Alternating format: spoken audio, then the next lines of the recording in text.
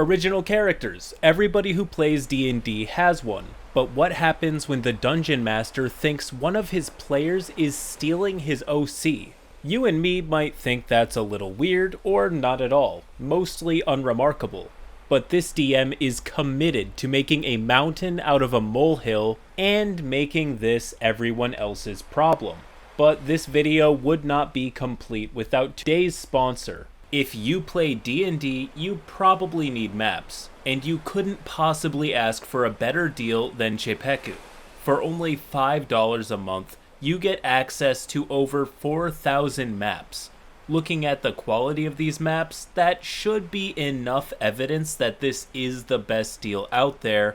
But wait, there's more. These maps work in every virtual tabletop. I'm talking Fantasy Grounds, Foundry, Roll20, and the rest. Sure, you get all the maps you could possibly want, but the library is still ever expanding. They release a new pack of maps every week, and you get to vote on the maps that they produce. Different pledges have different offerings, like animated maps and scenes to match. So, from my point of view as a DM that really cares about setting a scene visually, this is the highest value bang for your buck, so check out their Patreon after the video. This game has been going pretty well for the last 4 months, but this changed when my character died. Our group are anti-heroes. We're not meant to be moral or selfless, we're just the right people in the right place with the fate of the world on the line. 4 months, 10 sessions into the campaign, we fought a beholder boss that was opening a doom portal. I was downed, the party panicked and retreated. They left me for dead. That's where my character, Boris, human fighter and the de facto tank of our party, was killed. I understand why the party left me behind. The fight was very much unwinnable, but I'm not gonna lie to you, it still stung. I had put a lot of time into my character and he was one of my favorites. I wanted some time away from the game after that. So I said that for the sake of the group getting some time to grow into themselves and not having a revolving door of party members, I elected to skip the next month of sessions while I brewed my next character. His name was Ardoran, Golden Knight, Oath of Redemption Paladin, and Paragon of Virtue. His story is that he was selected by the church to represent them, inspiring hope and giving them a good image to further their political aims. But he has a flaw. Actually, a lot of flaws. He is a very bad person who is famous for being a selfless hero. He believes that he is better than everyone. He's a narcissist, arrogant, and a rude bastard. But fueling his illusion of grandeur is that he does have high-level skills, and he is who he says he is, a powerful warrior with unlimited potential. In the land he comes from, he is the most famous representative of the church. He is the people's champion. I was hoping that throughout the span of this story, he might grow a heart and develop good relationships with the party, slowly making him a better person. His newfound good nature would struggle with his political, self-centered ambitions. This didn't happen. While I was pitching my character to the DM, he seemed a little disturbed by my character. There was clearly something wrong. He seemed disinterested. I took it as him having a bad day, but he still allowed me to use my character. As the campaign went on, it became clear that he had a major unspoken problem with my character. I noticed that there was a problem, but if he wasn't mature enough to communicate, I didn't care what he thought. I built my character and continued. Then, 4 sessions after my original character Boris's death, I returned to the table. Admittedly, I'm a munchkin. Every character I make has the most pluses. I designed my character's stats in the most optimized way possible. The first session was primarily spent focusing on my Golden Knight, Ardoran, his selection by the church to represent them in our world's struggle against the other world, and his journey to meet the party. Throughout the session, the DM made every NPC treat me like trash. They would scoff and disregard me. I normally wouldn't really care, but my character is supposed to be a well-known hero in this church specifically. This isn't how they were supposed to treat him. Maybe the rest of the world wouldn't care that much about his prestige, but he is the church's pride and joy, their chosen one. Common folk are supposed to be starstruck when their golden champion is around. I'm gonna say two things, 1 point for the player and another point for the DM. To the DM, people design their characters a certain way for a reason. They want their character traits to be reflected in the gameplay. You can't allow someone to write their character a certain way and then dump it in the trash and ignore it. That's not how role-playing games work. To the player, I'm probably missing some context, but from the outside looking in, this character seems like the meme where a low-level character has way too many accomplishments and accolades. Like the one where the backstory's about killing dragons and saving kingdoms, and then the character is level 1. Again, probably missing context, but still, if the DM approved it, then it doesn't matter either way. That was obnoxious, but I didn't mind. Remember, the DM was inattentive and dismissive when I was introducing my character to him, so I assumed he simply forgot a couple details and we could talk them out after the session. I was very, very wrong. Refocusing on the group in-game, the party was hurt and excited to hear that their new addition would be a healing paladin. After the first half of the session was over, I finally made it to introduce myself to the party. Our introduction was perfectly fine, but out of game, we knew each other well. The other players knew that there would be a catch. The second half of my debut session was spent traveling with the group. One moment that was particularly memorable was the DM making me roll to dismount my horse. No, okay, pause. There better be a lore reason for this, because as most dungeon masters know, you don't make the players roll to do something unless you want there to be a chance of failure. Also, just a hint of advice for dungeon masters or any storytellers really, if something doesn't directly help your story or player experience, consider cutting it out. Of course, keep some fluff in your game for fun, but when the fluff is unsatisfying and doesn't make your game more fun or fit the theme, maybe just throw it in the trash. Of course, I passed, but this was not the end of it. The DM would make me roll a lot of checks unnecessarily. Every time I failed a check was written to be embarrassing, but inconsequential. The DM's point is that my character is lame and embarrasses himself doing simple tasks. For some reason, even outside my home church area, my character was disliked all over the continent. Whenever I would make entrances or levy my titles and renown, people just shrugged it off. It's as if the world chose a champion to bring them victory, and then immediately became exhausted with him. I didn't understand why it was this way, but this was the last of my problems. Later, we were on a quest to close an evil portal blah blah blah fate of the world stuff when it dawned on me that almost every attack made against me was a hit. During combat, enemies would constantly target me, and despite having the highest AC in the group, they would almost never miss. I am the tank, so I was normally supposed to draw enemy attention. But entire fights would pass where no hits landed on some of the other party members because they were all focusing on me. I do believe the DM was trying to kill me off a second time. I received this treatment for almost 10 more sessions. You might ask why I did, and the answer is that the roleplay with the other party members was just that good.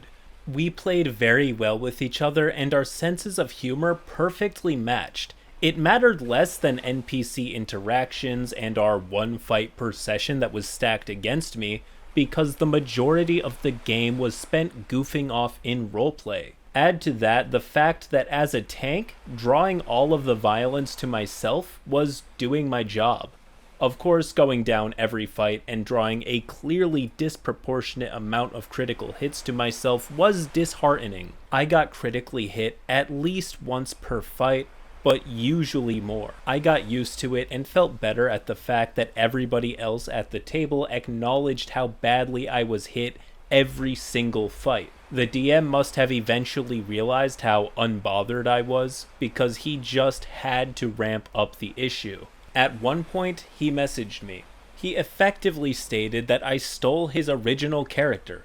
I had no idea what he meant. He then sent me a link to his account on popular art website, and there he was, a golden knight surrounded by a cheering crowd with a bio that says he is a holy hero. I'm intentionally leaving out details, but I could understand the similarities were there. Two golden holy celebrity heroes. What I couldn't understand is that he thought I was plagiarizing his OC. I thought this was a fairly common character. Also, nowhere in his character's bio does it say anything about him being secretly narcissistic and flawed. More than anything, I was confused. Did the DM think I intentionally made a parody of his OC, and the entire campaign I was mocking his character in front of him? I explained that that wasn't the case. This is just a coincidence. He seemed to understand until a couple short sessions later.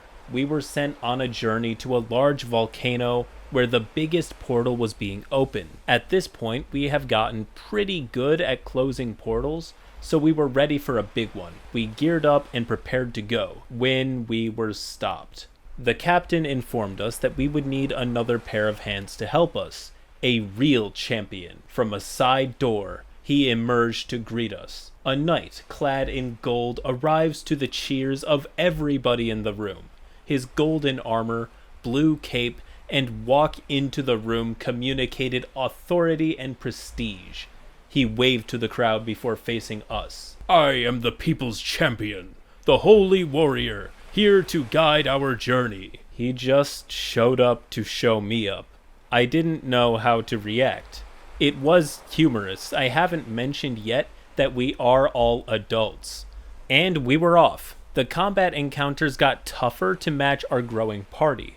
What didn't match our party was the distribution of attacks we received. The number of attacks pointed directly at me increased. The amount of times they critted on me increased. And the amount of times I was downed all increased. I went down faster with less time to respond. I still remember at the end of one of the fights, the DM's new OC pulled me aside and said, paraphrasing, "Hey buddy, it's totally okay that you mess up so much. Just try and follow in my footsteps a little bit closer, okay?" This has got to be the most blatantly petty DM I've ever seen. I get that OP is paraphrasing, so whatever, maybe he put it nicer, but there is really no way you can make that point without being awful.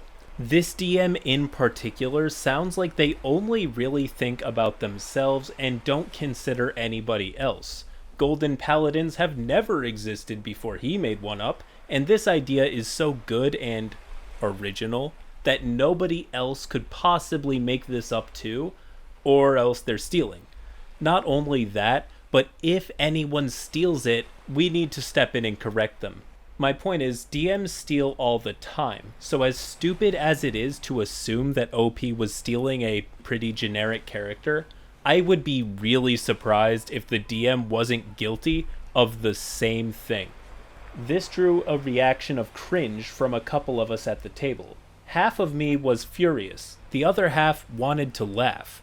But it's okay. My favorite part of the game, roleplay, was great.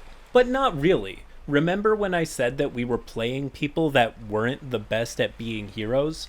This became a sore spot for us. Whenever we would mistreat each other or NPCs or do anything that a choir boy wouldn't do, OC would have something to say about it and stop us.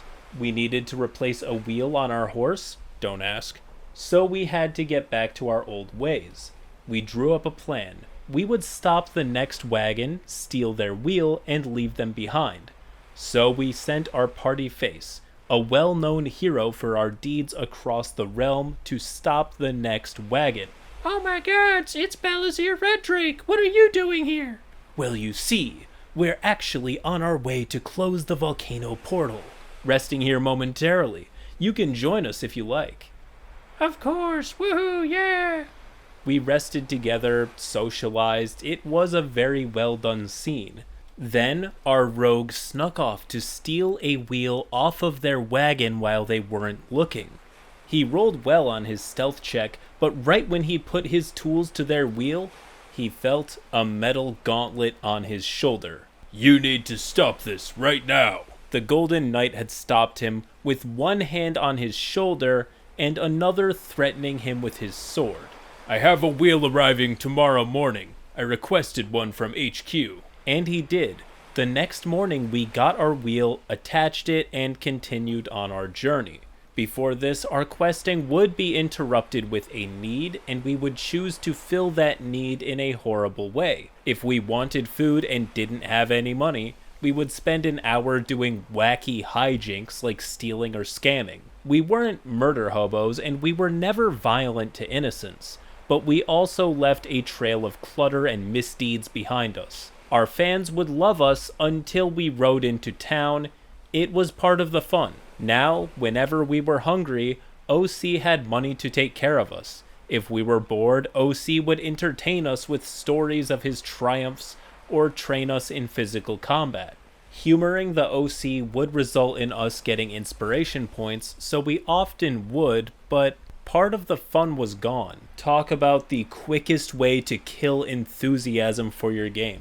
Let the players struggle. Let them solve their own problems. Having your DMPC stop them from struggling doesn't make them like you more.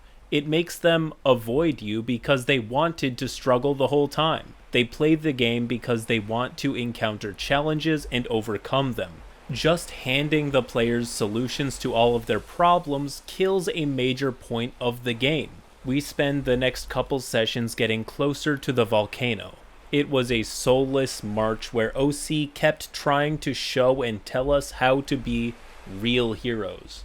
We would encounter something bad happening, and OC would lead the way in, interact with all the NPCs in a heroic way, and then gesture at us players to follow his lead. On the road, we saw smoke in the distance.